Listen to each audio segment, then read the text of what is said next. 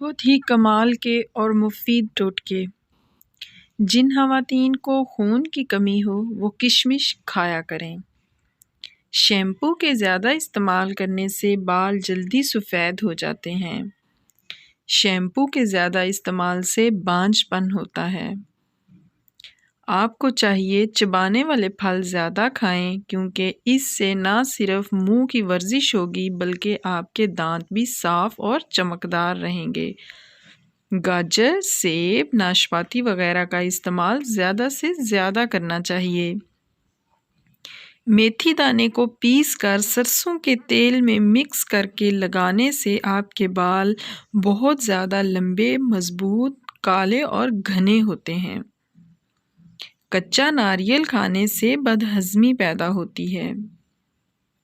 زرد آلو اگر کچا ہو تو معدے کو کمزور کر دیتا ہے۔ نمکین اشیاء کا زیادہ سے زیادہ استعمال بینائی کے لیے نقصان دہ ہوتا ہے۔ ماش کی دال اور دہی ایک ساتھ کھانے سے بلڈ پریشر بڑھ جاتا ہے۔ رات کے وقت چاول سے پرہیز کیا کریں کیونکہ یہ موٹاپے کا باعث بنتا ہے۔ کمر درد کے لیے خشخاش نہایت مفید اور فائدہ مند ہے۔